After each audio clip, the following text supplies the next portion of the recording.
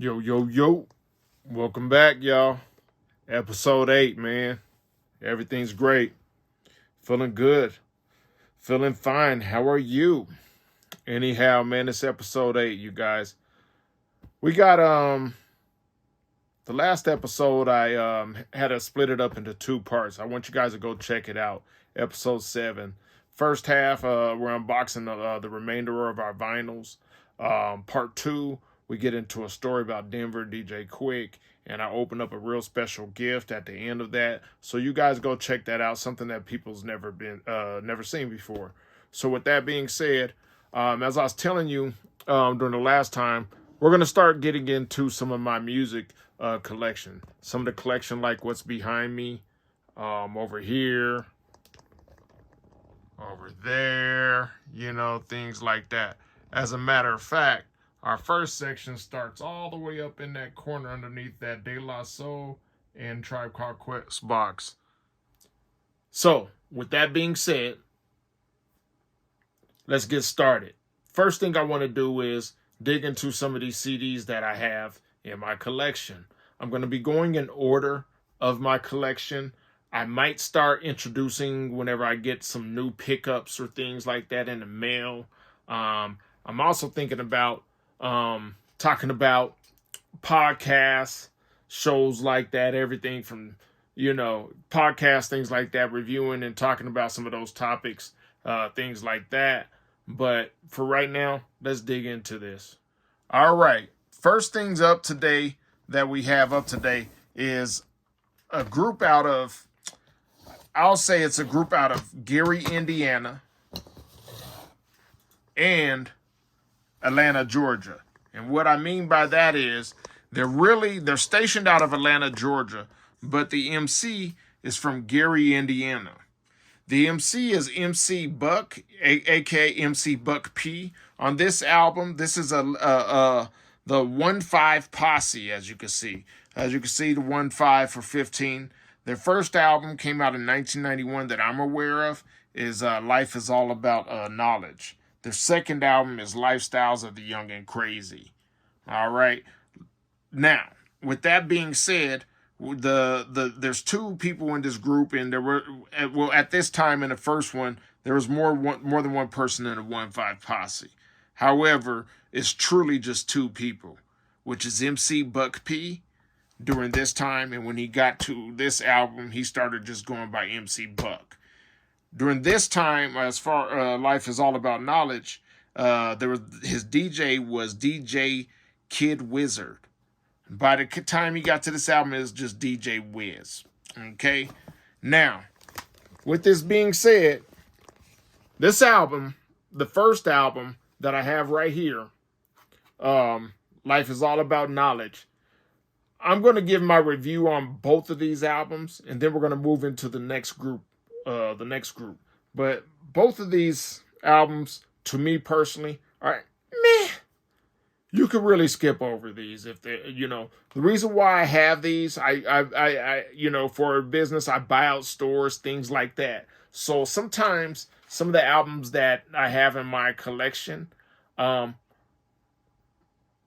not into them. However, they're in my collection, so I keep them. One day I might get rid of certain ones.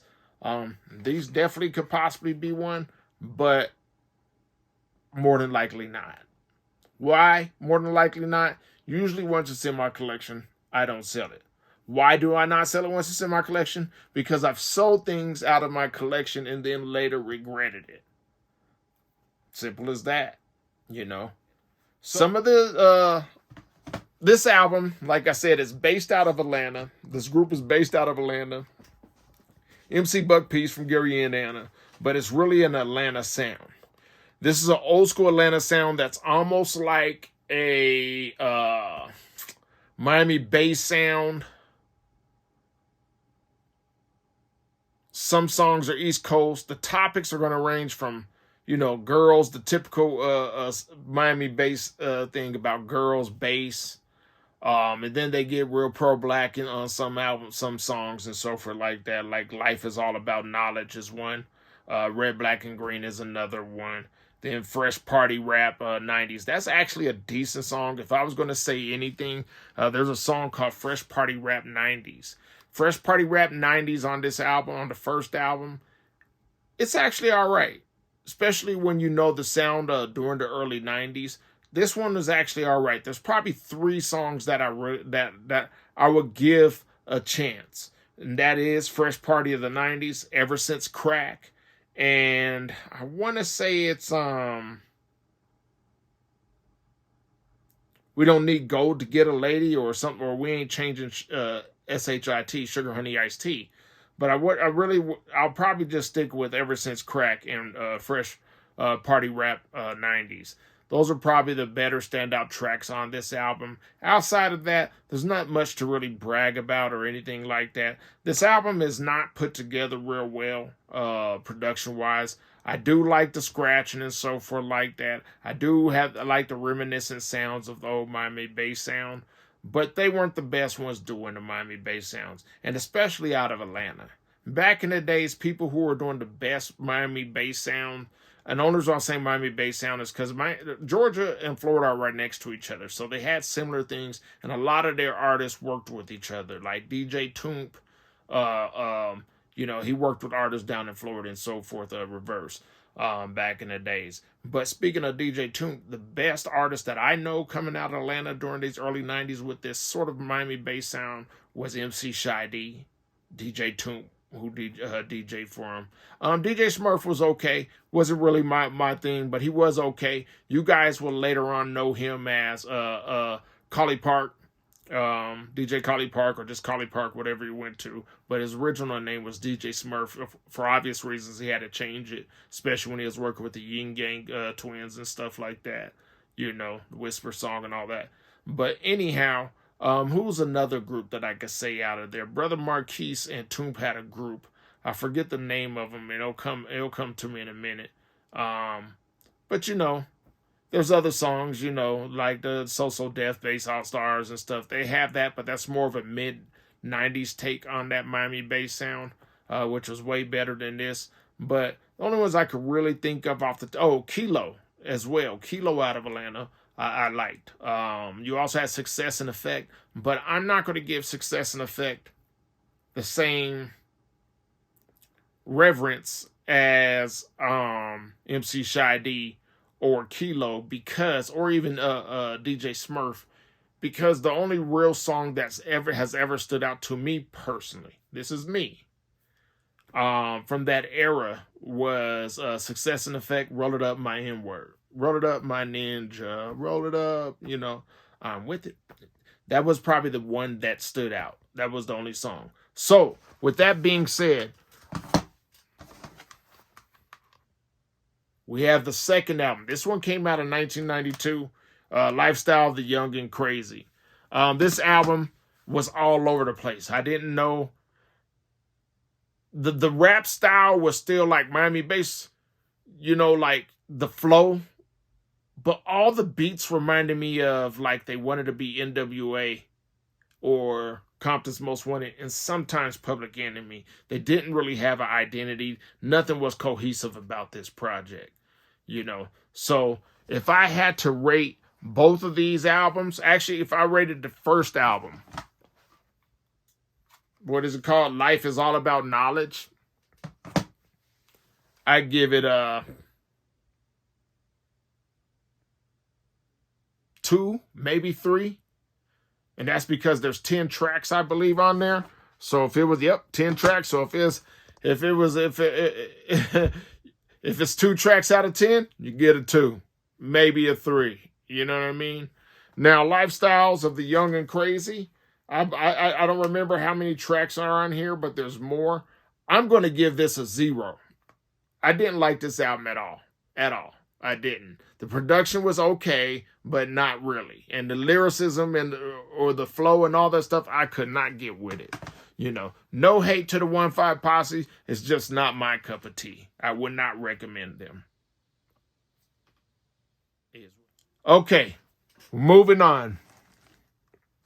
Next one that we have, Actually, the numbers come before this because I like to go in the order of numbers. That was the 1-5 Posse. So in my music collection, I like to start at 0 all the way up. If there was a hashtag, we'll probably or exclamation point, it'll start before the numbers. I'll do like the special characters before the numbers. I haven't run into that.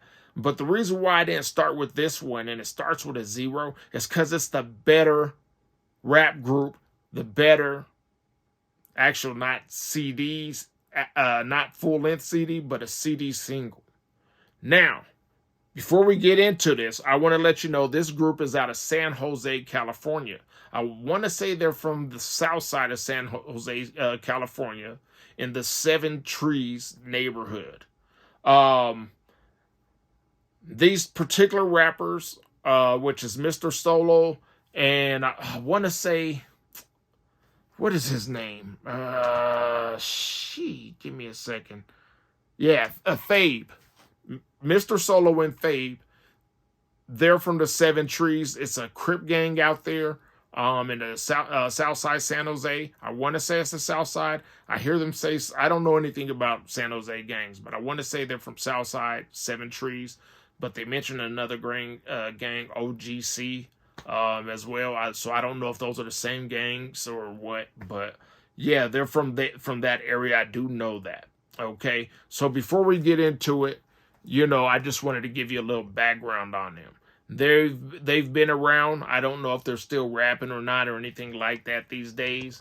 However, I saved these albums because they actually are much better, and they're better than the 1-5 Posse.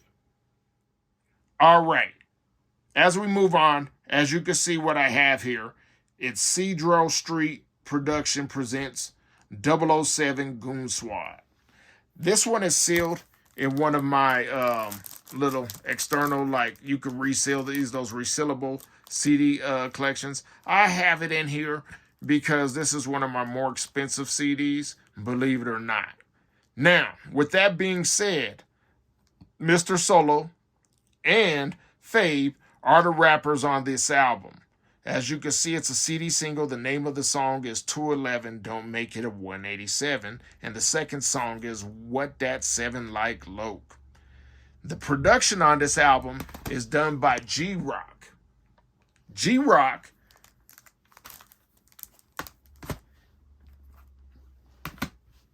this is the producer G-Roc. Producer G-Roc is known for his Hustlers and Gangsters album. Believe it or not, on this album, the 007 Goon Squad is featured on this album. This is the second pressing on top. This on the bottom is the original of G-Roc's. Presents Major Players, Hustlers, and Gangsters. This is featuring folks from all around the Bay, it says. But this is the original. This is in one of those plastic protection cases, but it's actually brand new and sealed underneath that as well. Now, why do I have the bootleg? It's not even a second pressing. It's actually just a straight up bootleg. We'll get into this at a later time, but the whole purpose of it is the 007 Goon Squad. The 007 Goon Squad appears on a song on here called Too Much Set Trippin'. Song is very dope. They're consistent on that album. Now there's another album that they're on. It's a rapper out of San Jose as well. His name is Jazz. J-A-Z. Now, both of the members, Mr. Solo is not on this one. However, Fab is on two songs. Mr. Fab, whatever his name is, I want to say Fabe, is on Game Is Real and Why. I want to say Game Is Real is with Sibo's, not Sibo, but the group, Brother Lynch Hung's group, Loke to the Brain is on that song, plus Fabe. And then Fabe is on this on Why by itself. Out of those two songs, I like Why the best.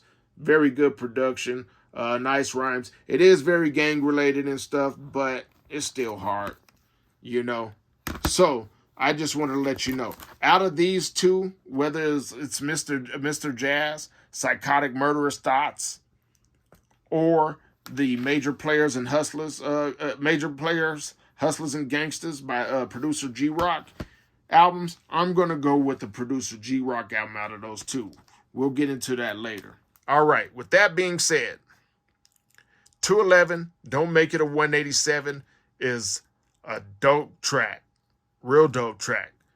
Worth it. Now, normally this album will go for, I don't know, I would say bare minimum $150, probably $200 just for a CD single because A, it's rare and it's just highly sought after here in the U.S., but more so overseas. What That 7 Like, Loke, is just as good.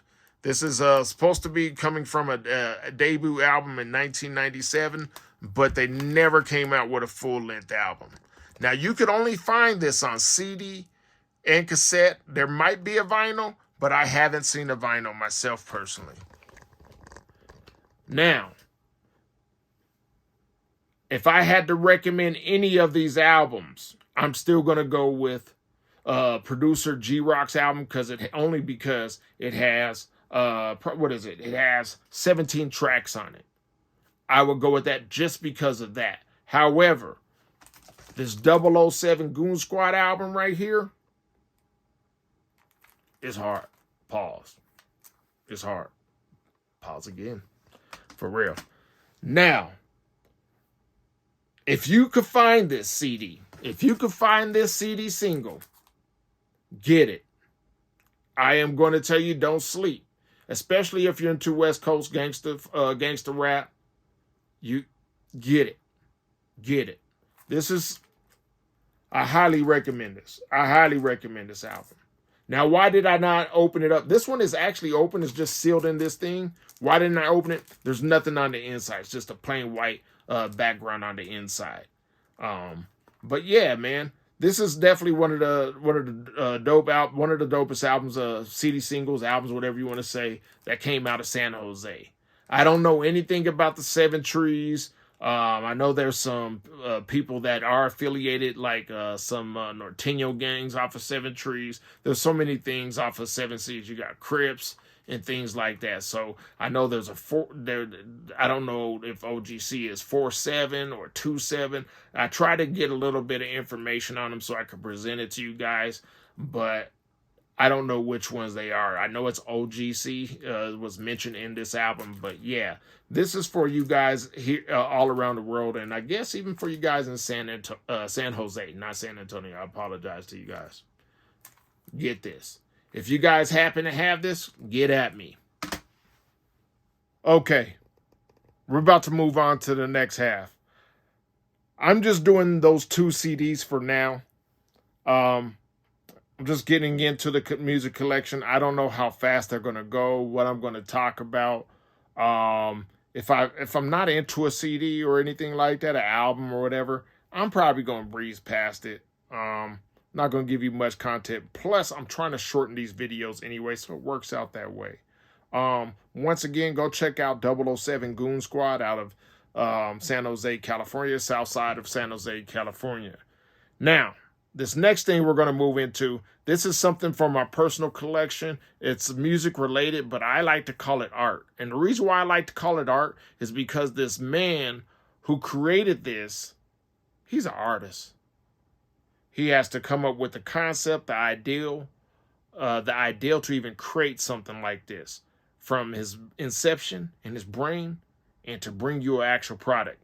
Now, the first time I seen one of these, I want to say it was on the hip hop, the hip hop museum? You know, the hip hop museum, the one that's out advertising on Facebook, Instagram, and all that stuff. And then they'll have certain things that they're selling for a larger price, a bigger price, a little more costly than if you got it on your own. But I understand they're trying to keep the museum open. So we should support. So please go out and support your peoples. As I always say, support your peoples. However, I don't think this particular piece sold, the original piece sold. So I believe it ended up on eBay. I might be wrong. Correct me if I'm wrong. Okay. And another guy who I follow, he's a major collector of, I'll say, how can I say it? Rap, hip hop collectibles. And what collectibles is broad, but it's more of the toys, things like that, figures, things like that, versus the music. I'm sure he collects music too, but his name, without further ado, is called the Big Kahuna on Instagram. I seen this on his Instagram page. Now, with that being said, I went and searched and I found out where he got his. He got his off of eBay. And this particular artist who created this, he put it up for eBay, but I don't think anybody was aware of this, so the Big Kahuna was able to get it for a very nice price, which was useful because I got it for a very nice for a very nice price. Now, the cool thing is the Big Kahunas is a 1-of-1. The version that I have is a 1-of-1. It's similar to his, but totally different. It's a different take. All right, you guys. With that being said, I got this. This one comes from the Detail Junkies out in Denton, Texas.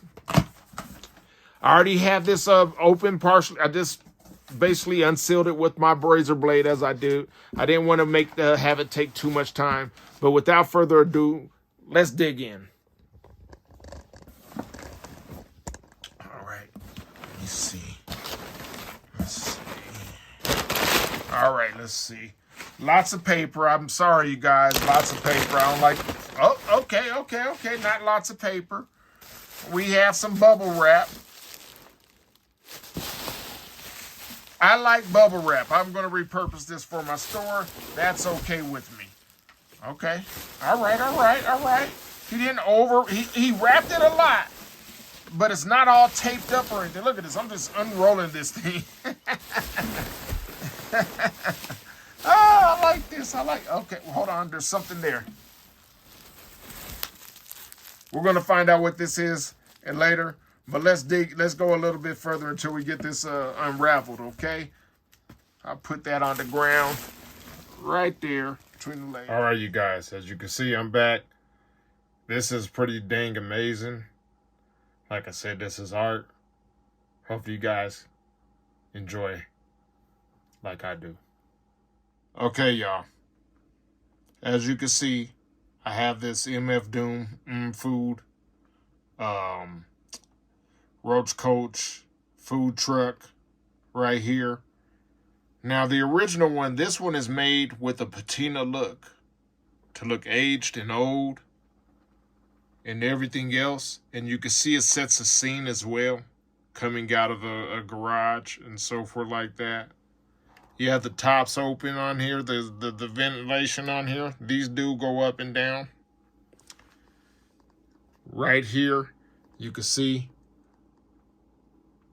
we have the little fire hydrant, Doom written on the truck.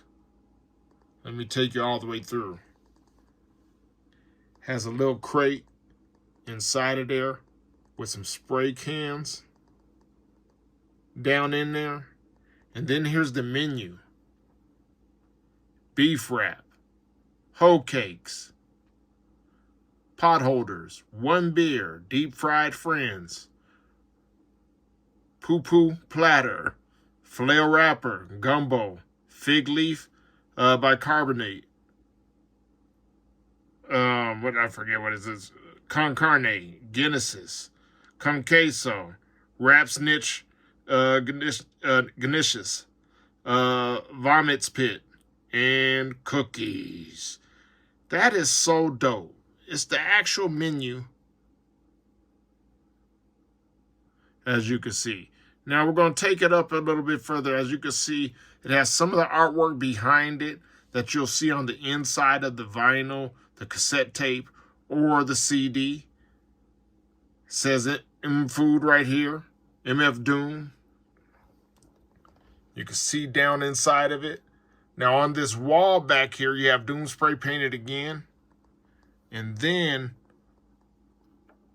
let me shut this door a little bit. You can see some more of the artwork right there on the back end.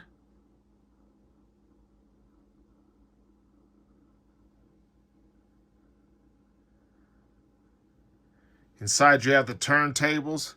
You have the green turntable with the green slip mat with the red slip mat. You got one beer sitting right there. Looks like a bottle of Old Gold right there. I don't know if you can see it, but right here is the 40 ounce. Got the microphone next to it on the ground. You have the Doom mask, the speaker, headphones as well. The headphones, let me get my finger inside, right here. You have the kitchen in the back here. The burners, the grill, everything else like that. And what was in the other package was this Doom figure.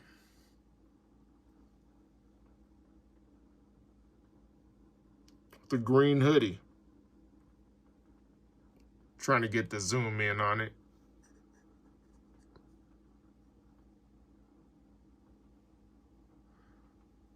Blue jeans, boots, brown boots, tin boots. And inside here, this is a crate full of vinyl. Let's see if we can see what's in here. Let me see if I could push back some of that vinyl. And it's actually, yes, individual vinyl. The first one, I'm not able to get it to focus like I would want it to. But maybe you can see that it's the Doomsday.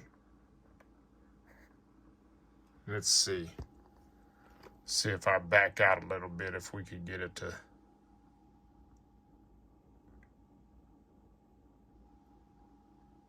No, it's not working that way.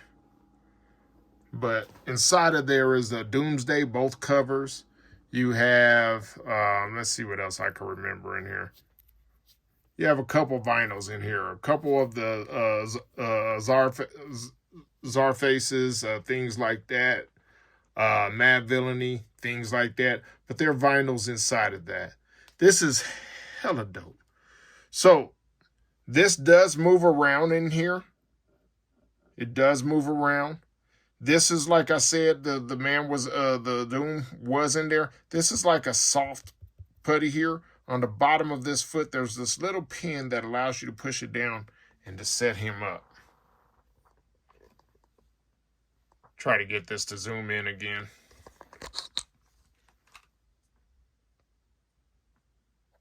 There we go.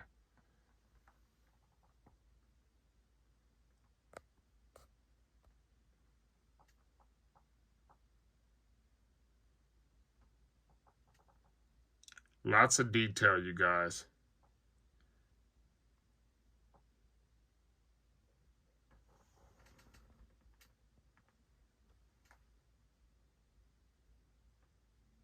All right. So that's what we had in the box. Nice setup. You know this is going to go with the rest of my Doom stuff. I have this case right here in my lap that I'm going to put on it. And we're going to either put it up here somewhere, or you see the Nipsey Hussle right there on the bottom. We might put it above with the J Dilla and other things, and the Doom little mini vinyl cassette vinyl player.